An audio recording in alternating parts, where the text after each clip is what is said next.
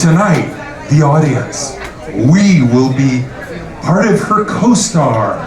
We will be her co-stars, and we will be transformed, whisked away to Hollywood, California, to the Oscars.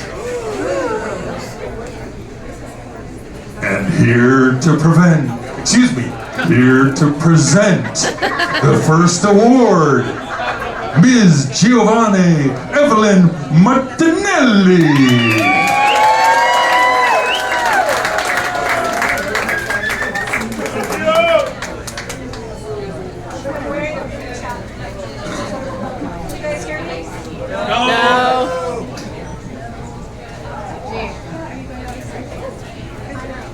Mike is dragging my shirt down, y'all, so, you know. We are all here tonight to celebrate the best films of the year. But before we do that, allow me to present the Honorary Classic Academy Award. This prize is designed to celebrate films that upon their original release did not get the adulation that they deserved, but through the course of time have proven their value as they continue to draw audiences year after year. And as I look into this audience, I see a room full of storytellers. It is our passion and our purpose to convey the human condition. And when viewed through the lens of film, storytelling goes beyond sight and sound, and it has the capacity to touch a viewer on a visceral level. For those of us that can trace our film fanaticism to a reverence for acting, there's a certain rhythm of a film that is especially captivating. It's an energy or a vibe, and it can be found in a variety of genres and film styles, but the singularity among them is a quiet that can envelop a scene. A silence so loud that the viewer is gifted with tunnel vision for the performers. These complex and layered performances allow the audience to follow even the slightest passing thought that may go through the mind of a character, usually expressed through the most subtle of facial expressions. This hyper-focus reveals all. The authenticity of a performance such as this is stunning. These moments of acting gold can only be expressed by the most talented among them. Drive is full of many such moments. Cut. And scene. You were a great Oscars audience, you guys. Thank you. Okay, so that was a little something that I had the pleasure of writing in my last year at university. I was in an academic prison, and so all of my art was filtered through that lens. And we can circle back as to why that's pertinent, but I'm pretty sure you can figure it out. When I came into this world, when I was born, there was no question what I wanted to be when I grew up. My father was an actor, my brother was a singer, and my sister was a dang trifecta. Model, actress, singer, she could do it all and still does. And they were magic. And that was my DNA. I wanted to be in that crew.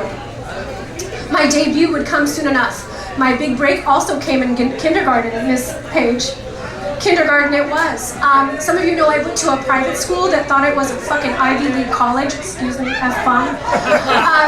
And so I don't know what kind of academic coup my parents had to engage, but they somehow arranged for me to be the MC of the holiday performance. So that was kindergarten through 8th grade, and so I was announcing about 9 different acts.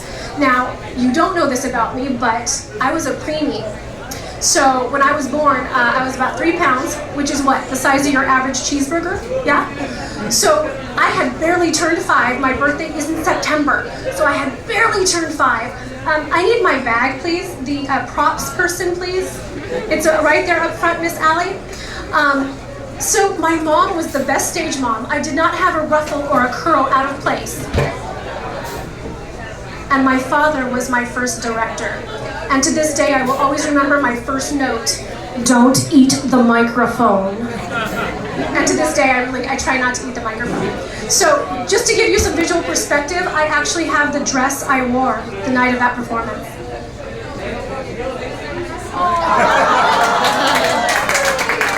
That was little Vonna on her stage debut.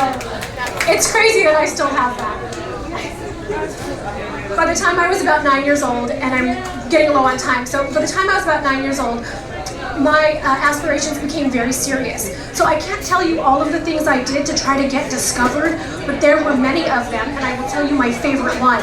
Who remembers 411? City and State, please. So at the end of all of my TV shows, they listed the casting directors.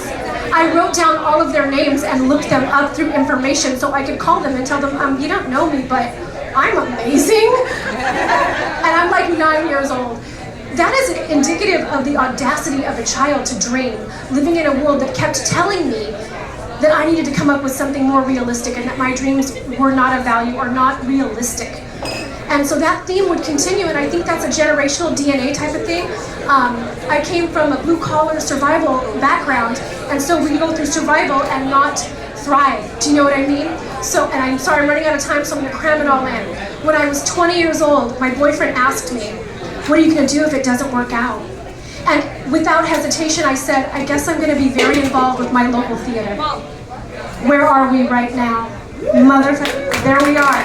I did exactly what I said I was gonna do. I'm just glad I lived long enough to figure it out. The key to happiness is to do what you love, period. And so we're all growing as people, we're growing as artists, some of us are growing as performers, but I am still growing up.